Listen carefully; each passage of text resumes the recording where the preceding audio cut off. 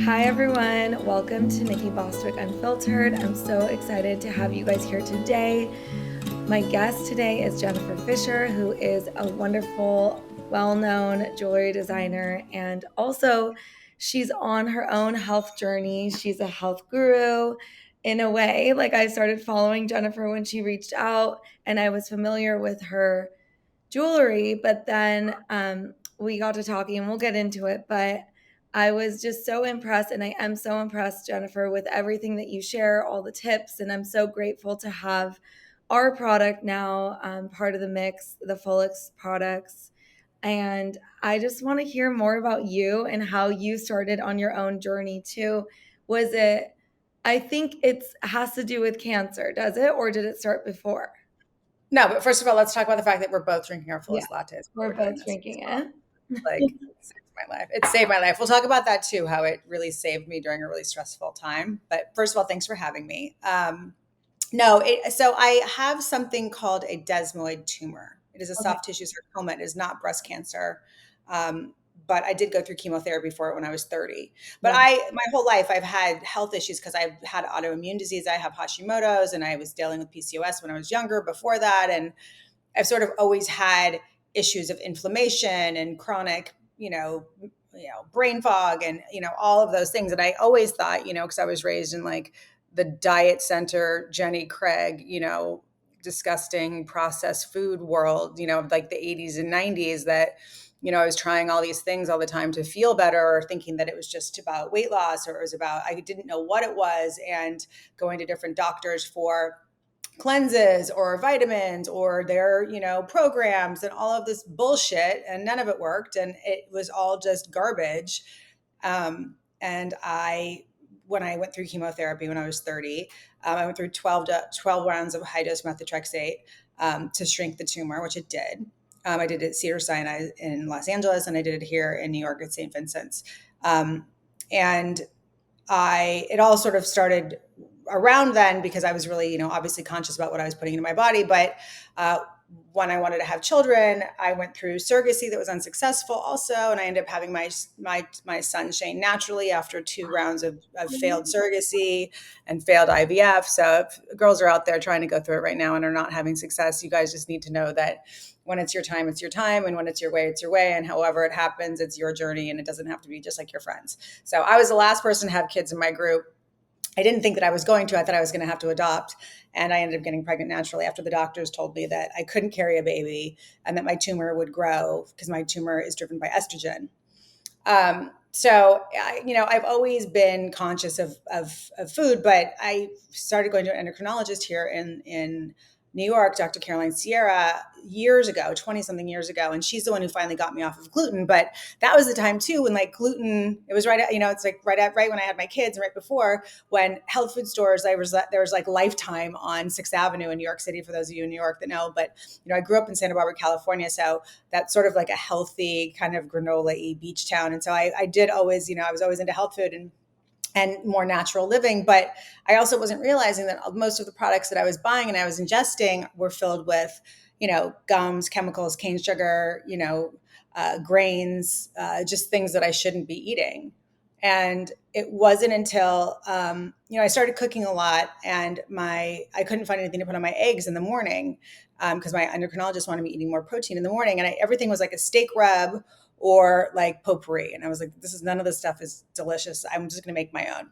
I made my own little concoction. I kept it on the side of my stove. And one day I posted my egg avocado toast on Instagram, as one does. And literally everybody was like, what is that on your eggs? And where can I buy it? And I was like, well, I make it. And they're Yeah. like, well, you can sell it. Yeah. So we did it as an editor gifting. And literally all the editors freaked out and were like, oh my God, this is awesome. Can we write about it? And we're like, well, we don't make it yet. So we started producing it. It was literally like these jars, and we are like hand sticking stickers on them. Oh Like, and I was my like in God. my kitchen, like making salt in the beginning. So that was sort of the salt journey. Now we have 4 flavors of salt. And that's sort of how it just sort of, I naturally starting to evolve into this world of, I don't know, food and whatever lifestyle or whatever you want to call it. Right around COVID, I launched my collab with CB2. Like, I made these lamps behind me. I started going into homeware. I made this mug that I I love drink my it. lattes out of. Um, Wow. So it's just, and then I started cooking live on Instagram because I was bored at home during COVID, and I started literally just putting on stories like my food. And at the time, I was still eating dairy, and I was just eating a lot of gluten-free products, and I wasn't really watching what I was eating. And then I started to gain kind of a food following during that. I was baking a lot and just getting a lot of new friends, and kind of building this community on Instagram. And we started putting the recipes on the website. And then after COVID, we opened a store in Beverly Hills in Los Angeles for my jewelry, and it was right when COVID was ending. And I'd have to go and quarantine in Los Angeles for like 10 days at a time, back and forth. Remember, people were doing that. Like, you I could forgot not about that. expose anybody. I know. And so I bought a bunch of books, and I bought Will Cole Ketotarian. And that's how I found you. So anyway, so long story short, I read Ketotarian, and I was like, oh, okay, I have to stop the dairy. And there was like, stop drinking alcohol for red wine, which was like hard to do, but really like reading your labels. And I just took my time to kind of start. I was like, what, I'm gonna do this for 3 days, because I can't like commit to this. Sounds kind of hard to do. Yeah. So I gave myself 3 days. I went off of dairy. I started reading all my labels, not realizing that everything had natural flavors. Like, I was drinking sparkling water with natural flavors. I was ingesting cane sugar. There was agave. There was just, stevia. There was lots of things that I Yeah. really should be ingesting in all of the food that I was eating. And I was like, that has to be, let's try it. But instantly, like within 3 days, my brain fog pretty much completely subsided. I was able to speak clearer. It just was like, it was kind of this like aha moment where I was like, oh my gosh, it's the food. Yeah. It's not so much about, doctors and programs and medicines. It's really about what you put into your body. It's really all it is. And so that's when I really changed my lifestyle, and I started eating completely. For a while I wasn't eating red meat. I still don't, because I don't digest it that well, but I'm not vegan. But I am dairy free, grain free, legume free. I stay away from nightshades. No, obviously no processed sugar, no sparkling water. I drink tequila. And that's That's pretty it. much how I live. And it's completely changed my life. And it's not a diet. It's just like, cut that garbage out and you'll feel better. Yeah, cut out the stuff that doesn't make you feel good. And yeah, it's so true with gluten too. Oh, well, my journey started with Hashimoto's as well, Oh, you have which it. is so funny. I'm in remission, but even when you're in remission, it's like you have to just manage your antibodies. And I totally agree. It's like I stopped eating gluten a long time ago because I went to culinary school for plant-based food at Matthew Kenny Culinary, and that's after college. So that's kind of how I learned how to like formulate and do all the plant-based stuff and whatever. Like, almost it was a long time ago, over a decade ago for sure. And but I like then got into like, okay, I could do sourdough. I definitely can't, because then like when I stopped doing the sourdough like a couple years or a year and a half ago, I felt so much better. Because have you ever been to Surya Spa? No. We have to go together in Santa Monica. It's so good. It's an Ayurvedic spa, but they do panchakarma cleanses, but actually like I guess well you could do it, but there's still grains in it because that's like I don't do so any grains. I Ayurveda. feel Yeah. like a different person if I eat grains. Yeah.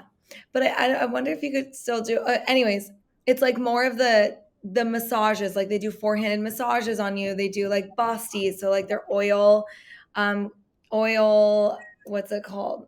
I'm blanking, not colonics. Enemas.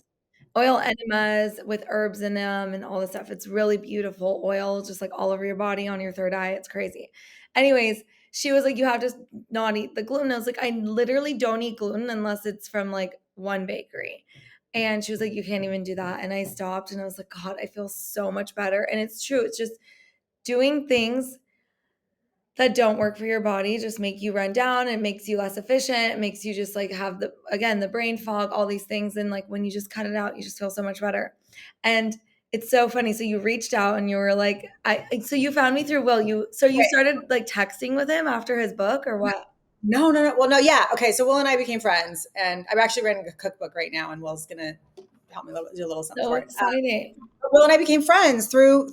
It's so crazy how Instagram works, and we became friends post COVID because I literally started posting his book, and I think a lot of people started reaching out because a lot of people were having the same problems that I was, and it was resonating with a lot of people that they're like, oh my god, this is like life changing. Because I think some of them can be a little they can feel a little more restrictive, or I think Will's on the way that the keto tan sort of laid out. It's like, here's all the things and you can kind of do them. And I've sort of tailored it to me that, I was drinking organic red wine for a long time and then I stopped. But, and some of his things, it's about tailoring it to how it works for you. But anyways, Will and I became friends. I did his podcast. I did a bunch of blood work with him and I wanted to see where I was at after we met. And then we just became friends. And this last year, went through a really, really stressful year because we took on business partners and I was so stressed. And I was like, my hair was falling out and there was so much going on. And I was started to taking peptides that someone had recommended.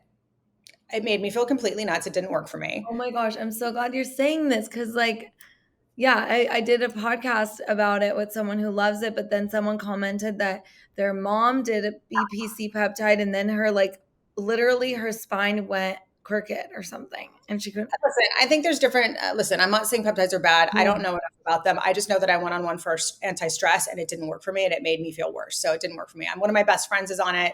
She looks amazing. Her skin, she's like aging backwards. She looks incredible. So I think it's a matter of, the right concoction for you. And, I was doing nasal sprays. I wasn't injecting. But anyways, it wasn't working for me. And I went to my doctor and I was like, I don't know what's going on. I'm so stressed and I don't want to take medicine for it. And she's like, oh, I'll just prescribe you something to take the edge off. And I was like, I really don't want to do that. And so I texted Will and I was like, Will, is there anything natural that I can do for this stress? Because it's really crazy. And he was like, try this product, try the fullest. He's like, try these vitamins. Trust me. And I was like, what? I'm like, it's just like a high dose of saffron. I'm like, what? He's like, just trust me. Like, just try it. And that's when I reached out to you. And I was like, I heard about this from Will. And I started taking them and I started drinking the drink and it literally changed my life. Like, I think I'm the president of your no, literally. Literally, I tell everyone about it. I serve them in my office to people. I keep a bag at my office. I serve them at meetings. Does anyone want a saffron latte? So funny. No, people turn into there's a thing, it's called the saffron lady that people start to call you when you start to push this. Obviously I'm, the saffron lady because it's my company, but then I've created these saffron ladies. I'm your saffron lady president of New York City. I talk about it every day. I actually just gave one of my friends is super stressed out and he has this rash all over his face. And I was like, just try this product. I think it works for everything. I'm like, just try it. See if it works. It does. It actually works for rashes really, really well. So you just intuitively.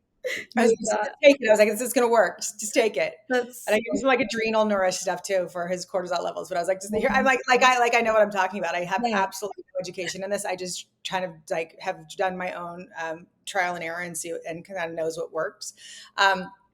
But no, this is so my stress level with this and I'm like, I don't think it's psychosomatic. I think it's real. I really feel lower. I'm very high energy, as you can see, ways, but this just for the anxiety has been a game changer for me. I drink them at night before bed.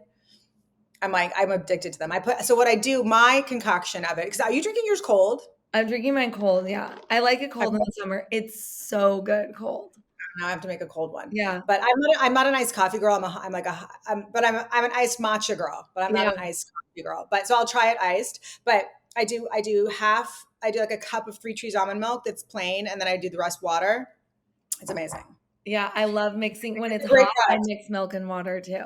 I love it. People think, do they pay you? I'm like, no, it's just a really good product. It's so good. I really believe in it. It really helped me. So thank you. I'm really grateful. I love hearing people's experiences because it really, it's helped me a lot and it's helped a lot of people. I just love hearing it because as you know, just having a business, it's hard. And it's those testimonials that really keep you going and keep you wanting to spread the word and stay authentic to really just having it transform people's lives, whether it's my product or someone else's, because no one had it. And this year, a couple other people are trying to create, people just copy, but they don't have a potent therapeutic dose like we do. So I'm like, it's not going to work. And I just want everyone to have a therapeutic dose because then there are just so many illnesses since COVID that have come out that people are just fucked up since COVID, really, even before, but now because our lives have completely changed. Inflation,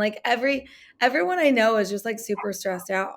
And as parents, I'm in the stage where I have a lot of friends with young kids, and it's so hard to try and have a business. Like as moms, like we want to do everything. We want to do everything, and we want to have kids, and we want to be present with them, but we also need our own time. I mean, it's It's crazy what hard. we put ourselves through. And I feel like I honestly feel like I'm just a nicer mom and wife when I drink it. And if I don't, I'm like, I need to drink more. it's Do you have too much of it? Because someone has asked me, how many okay. can you have in a It day? so like 1 gram of saffron is really expensive. That's kind of like the dose that people shouldn't have more of. If you have like 4 grams of saffron or more, you're like at the anti-cancer levels, but it's also like an abortive. But so let's go to the 1 gram dose. That's like having, like 6 lattes a day or Ah, whatever. Like okay. yeah. And Okay. and the lattes have 150 milligrams. It's like a lot. The Kinder Thoughts capsules is just 30.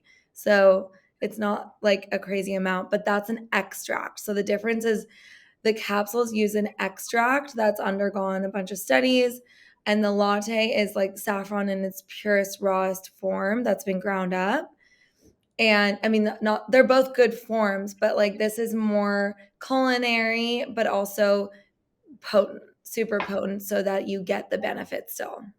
Yeah. Everyone that I offer to that has never had it, like at my office, people are like, it's delicious. It's like a really interesting flavor, but it's addictive. Like I crave it. It's like yeah, it's addicting, but Like I have to have one a day. It's literally like a supplement. Like I have to have it. But it's also, the greatest thing too is it also got me off my second cup of coffee. yes, that's what I've heard. And I love that you shared that. I forgot you had said that. Yeah. Yeah, because it's like it's so fun and nice to be able to like take a break, go to the coffee shop that you love, or just like make your own coffee when you're working and you just need something. But this is that something that you can replace it with, and then it helps you because it's medicinal and you don't need that like extra jitteriness from coffee. And like some people don't get jittery, but it does mess with your system having too much caffeine. It It really absolutely does. And I was drinking way too much. I was sometimes doing like 3 cups of coffee a day and it was really bad. My But husband was having like literally 6 or 7 cups because he would wake up so early, and like the coffee culture at work for him was just like go chat and like have a coffee. And so now he just does it took because like with guys, like typically they just like to take the capsules. But then like it took him probably like 3 years. I mean, I've been selling this product for a long time, like how five. long have you been selling it? It's going to be like 6 years next year. So Oh, I wow. formulated it a while ago. So it took him like the first 3 years. Um, he's more of like a capsule guy. I would make him capsules, and then we launched the capsules. And then he's now like so into the latte. It's funny, but The I latte. like having both and doing either both, like one in the morning. Like if I'm feeling like I was doing matcha in the morning, so I would take the capsules and then I would go on to my latte. But I yeah, was going to try to make a grain-free bread with it. I Or haven't. I was going to mess around with it and try to use it in a recipe because the color is so Yeah, beautiful. you And should. Oh my God. grain-free bread is just like so. And I was like, well, maybe to give it like a really pretty, like maybe I'll make a cookie or do something with it. That would Maybe be I'll mess so around with it and fun. see if I can do anything. Like Yeah. shortbread cookies are really good with it. Yeah, Pancakes. maybe I'll do like I make a biscotti. Maybe I'll put it in my biscotti. I do this grain-free biscotti, but maybe I'll do. Oh my gosh, I need that recipe. You Oh, make it's on your it website. I'll send it to you. It'll be in the cookbook. We're what's it working on it right now. sweetened with? What? What's it sweetened with? Coconut sugar and Oh maple syrup. Depends on what it is. And then I was using Evolved chocolate chips, but they just unfortunately stopped making them, which was like the best chocolate product out there. It's just, you know what it's like. I think as an entrepreneur having, issues with supply chain and things like that. So yes. unfortunately they had an Love issue, it. but they are the best chocolate chip product out there because it's all coconut sugar and naturally sweetened. So I've got to find another alternative, Have but you I'll do pistachio. tried What? the Hue chocolate chips that are date sweetened? I'll try those. I haven't had them in a while. I love them. I met Jessica on vacation once before the company got a little bit bigger. Yeah, But no, I know. Yeah. Okay, so if you don't, because some people like say Hue has high lead count, and I know people keep saying that. It always makes me mad. Is that true? I don't know. So, but I was like, I got a hold of those chocolate chips and I was like, oh my God, I've never had any, like, because I really want to get off even like sugar. I mean, I'm off sugar, but I'm like, I want to do just dates basically. So, then Just Date syrup, that brand Just Date just came out with their own chocolate chips as well. Oh, they did? I love that brand. Okay, Yeah. I'm gonna check it out because I love that brand. Yeah. Oh my, I'm so excited for your cookbook.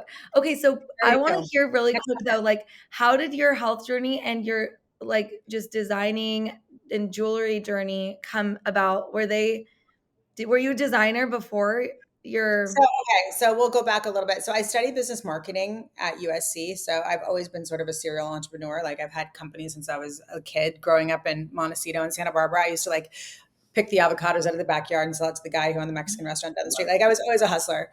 I do it with my friends because we were always kind of bored because it was a sleepy beach town. Um, and then when I left college, I thought I wanted to be a publisher of a magazine until I got my first internship at a magazine, and I hated it. And I was like, I can't do this. I want to be on fashion side in the fashion side because I was always obsessed with fashion. And so I ended up becoming a stylist in LA for 10 years.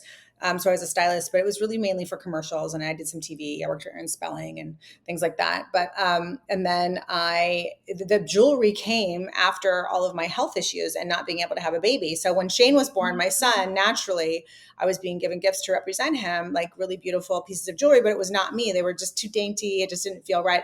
And I had collected charms my whole life. My mom would always bring me charms back when she was traveling, but they were silver.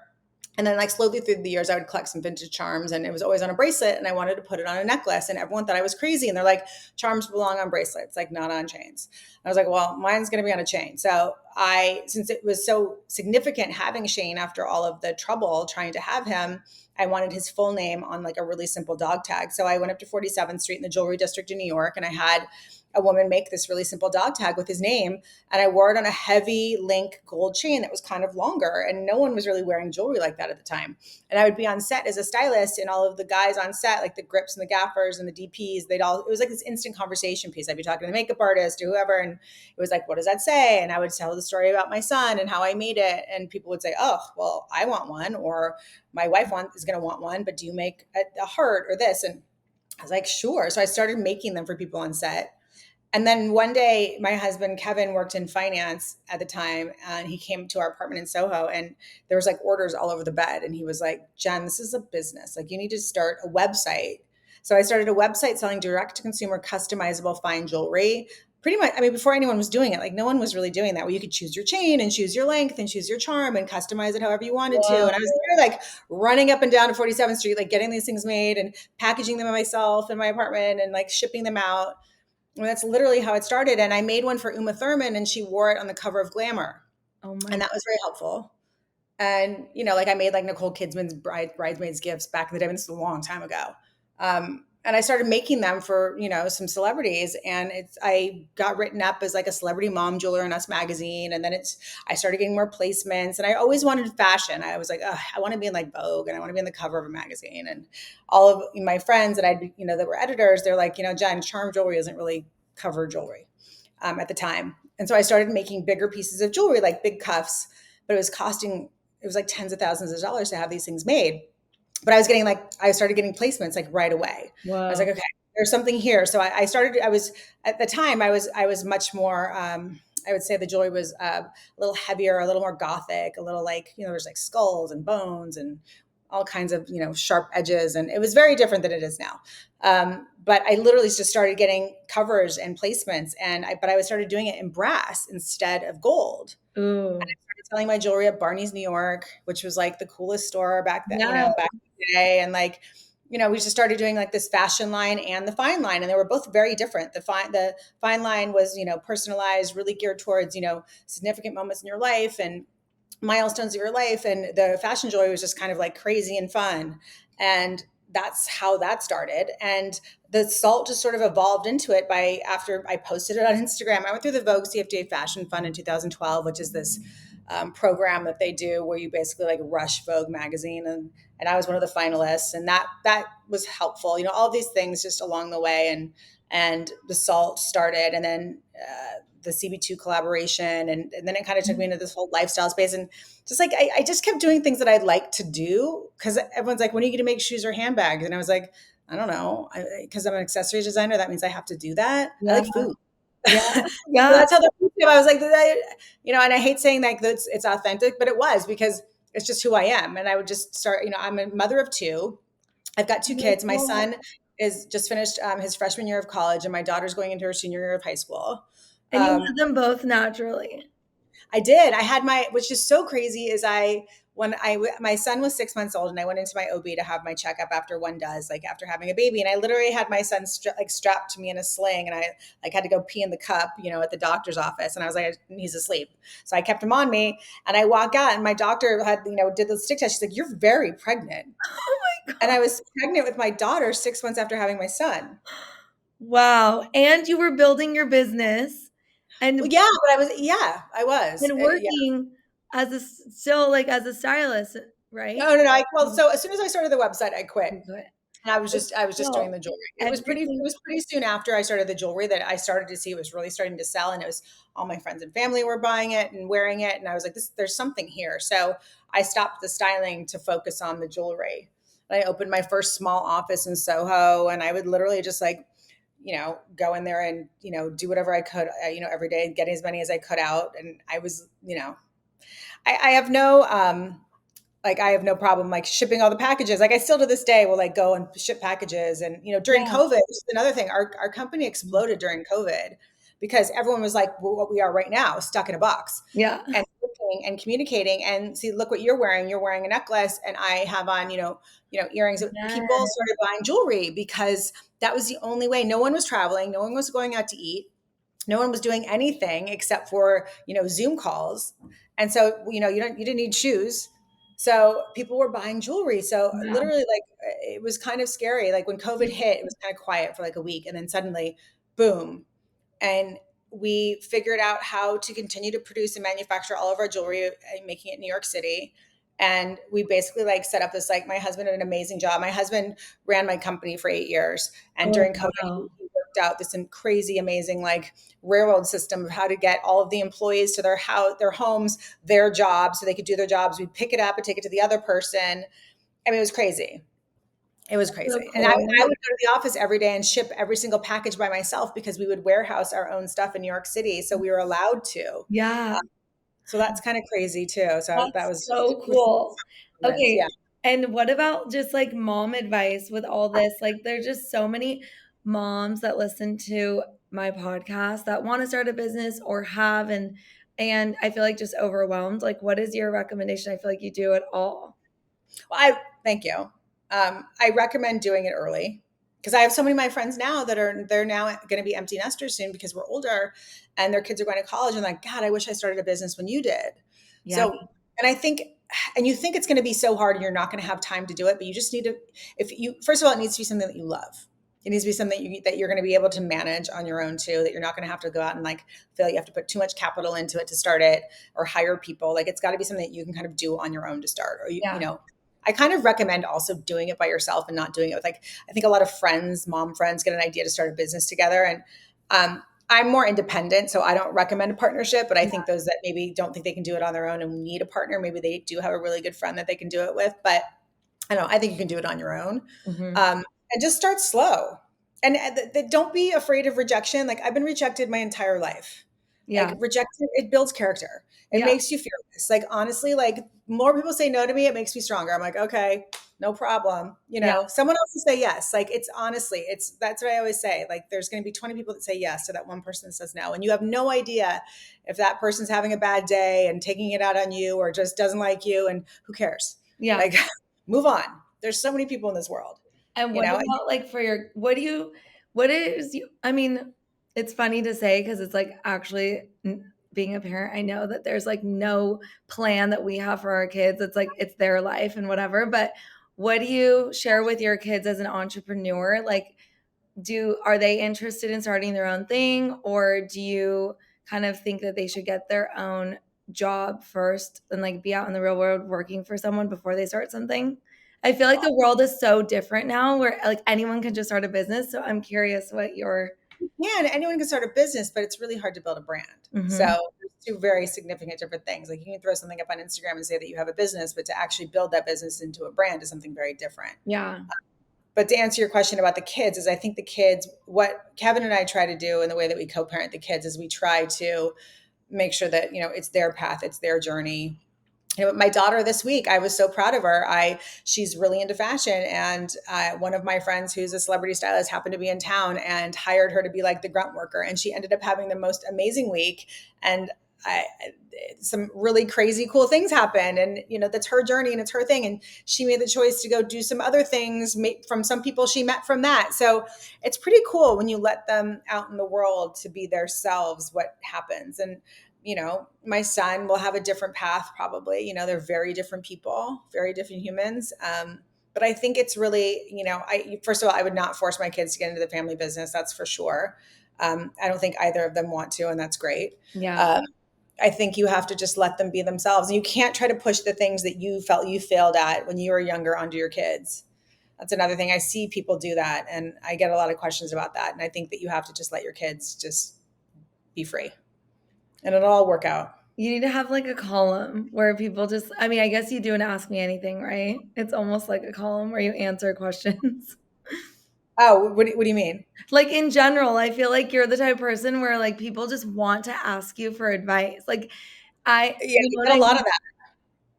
But I'm It's also completely nuts and like out of my mind. And I'm like, sure, if you want to ask me questions, great. I mean, it's like I love it. I I'm very free spirited, and I definitely I have an opinion, and I'm very direct. And I think some people could call that being a bitch, but I'm not a bitch. I'm just very direct, and I don't want to waste your time or my time. So I'd rather just tell you.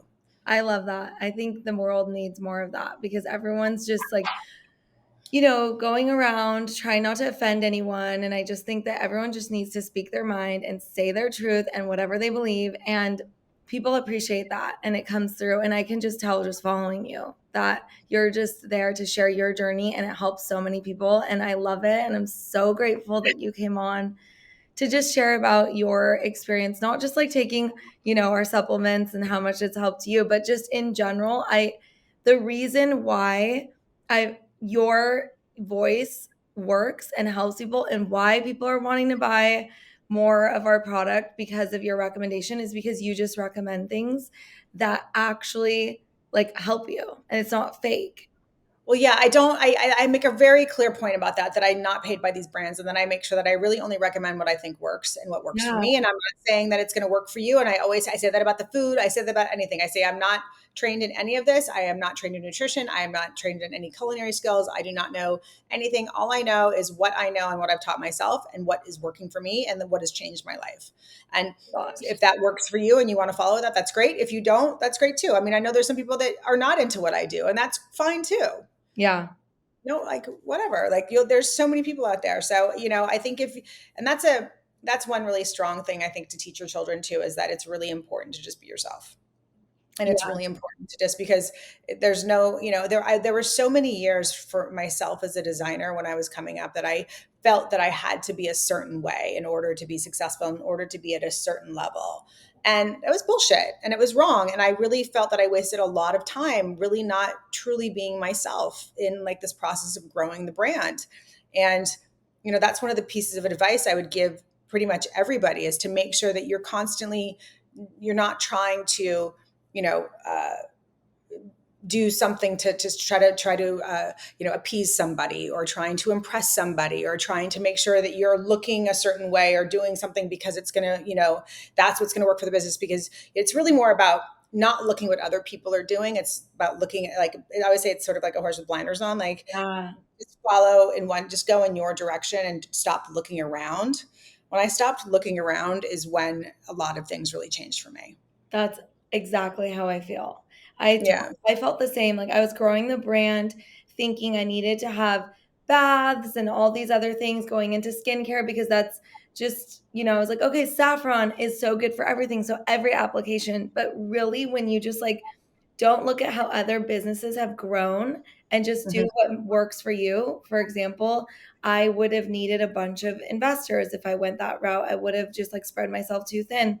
But now I can just do what works for our company and what's best for our customers and like really grow it without needing that by just staying like in our lane and like Yeah. focusing on, the two things that are our hero products. Like it really helps a lot when you're not comparing yourself to someone else and someone else's journey. Like it's good to have mentors, obviously, and Mhm. good to like see a brand and have it inspire you. But I really think that not comparing, whether it's a business or just not comparing yourself to others because we're all different, is Yeah. really what has also helped me stay on track and like just be myself and not try and be someone else. It's so crazy. But your You touched on kindness too. mentorship. What? Oh, mentorship. That's another thing though too, is I think it's good to have mentors, but I think it's good to make sure that you are also realizing when you take advice from other people that they're not doing the exact same business as you, and they are Yeah. not trying to, their business is different than yours, and their experience is different than yours. And so when you have mentors, you want to make sure that you are taking advice from them to a certain extent, but you also have to make sure that you're trusting what you think is right for your company and not necessarily what they experienced. Because I took some advice from some very big people in fashion when I started up my brand, and it was not the right advice for my brand, thinking that I had to stick to what they were telling me to do. Yeah. So, those are things that you also have to be careful of too. You want to make sure that you're really, if it doesn't feel right, it probably isn't. Well, yeah, because then it's like it's we all come into conversation with our own experiences, and it's just like not cloudy advice. It's your advice from your own experience, but it's so different for someone else. It could just not have, that's not their path, or that's not going to happen to them. It was like a unique situation that happened to you. Not you're now pushing on to someone else. Yeah, Right. really interesting. Yeah. Oh, Sorry, I interrupted you though before you were going to say well, I something was about. also gonna say, I told you this, like, I realized I'm and I so I it's so funny that your journey started with, like, wanting to be in the magazine world because the Fullest started as a magazine. So we had a quarterly print magazine that we would put out before we ever had our product line, because it really started as just like a wellness brand. And again, at the time, so many people were just getting into wellness because of losing weight, and that's still the thing today, right? That's why Ozempic is like everywhere. But I felt like I just wanted to make health and wellness more contemporary. And so that's where the magazine came in. And our editor of our magazine, Lindsay, she ended up getting breast cancer while working for me. And then she told me that your company reached out and gave her jewelry. And it was so crazy. I was like, what? That is the nicest thing I've ever heard. Her name's Wait, what's her name? Lindsay DeLong. Oh my God. So yeah. Okay. So we do that sometimes for people that we feel need things. I mean, we don't really do it anymore. That was a long time ago. It was a But long time ago, but I was just how blown is she away. doing? She's good. She went into remission, everything, but I haven't talked to her in like, I mean, we talk here and there, but once like the product line and everything started, like the Fullest started going the more product line direction, having less editorial content, um we parted ways. But we live in Laguna Beach, so I had started another website called Laguna Beach Living, and I had the Fullest and Laguna Beach Living, so she bought that from me, and that's her own brand, and she's helped so many people start their own website for their own towns. Like that's what she does now. That's great. So it's like people are like, I want the same thing, but I live in Kentucky, so that's what she does. But her journey has been really beautiful to watch. And you guys gifting her that, I mean, I remember she would wear it. It's just like a reminder, right? When you wear jewelry, it's a reminder of so many things. And when I would see her in that, knowing that story, I was brought to tears. And I just thought it was so What did we beautiful. give her? So Was then it a fighter charm or something, or like a warrior charm? Did it say that? What did it no, say? it was like really, What was it was like hoops. Like she got hoops. And I was it? like, oh my gosh, this I've is given charms before to people too, because I don't know. I've been through, I mean, listen, I went through chemotherapy. My soft tissue sarcoma is not technically cancer, so I don't say that. But I do, when people need some, now people are going to reach out for jewelry, but like we used to do that a lot more. So we were more entrepreneurial, and I could be like, just send her that, she's having a bad totally. time. Yeah, in the beginning days, it's a little different than when you grow. Well, when you're smaller, it's easier Yeah. to kind of do those kind of things. And now there's partners and we're bigger and it's different. So Yeah, but yeah. it's beautiful, and it's beautiful how it came full circle too. And then we connected separately, and then I realized, no, this is the same person that did this, and what a small world. And now we're connected, and It's nice to do nice things for people. It comes back to you. it really does. But Thank you for sharing your journey with us. I appreciate it. I'm really excited. I'm going to go check out your CB2 collab now. I think it's like sold out. I mean, they'll keep, they have these still, the Okay. mugs and all the dishes. I think it outsold the white dish on the website. So those are still there, but a lot of it is gone because we launched it before COVID and then it ended up 3 other collections and it was the most amazing experience. I love them so much. And I wish we could do it forever, but we can't. It's a big deal to do that. It's a huge deal. Congratulations Thank you. on Thank you. They were everything. amazing. Thank you. Hopefully I get to meet you in person soon. For sure. I'm planning a trip to New York definitely soon. Oh, good. I'm coming to LA next month. So Okay, let's do it. Let's get together. I need thanks to for make having you Persian food and lots of saffron and everything. I would love that. And just this is literally like it's like mother's milk. I need it every day. Oh, thanks. It's changed my life, really. Thank you so much. I'm so grateful to you and everything, like your just kindness, and thank you. I appreciate it. Thanks. All right, I'll talk soon.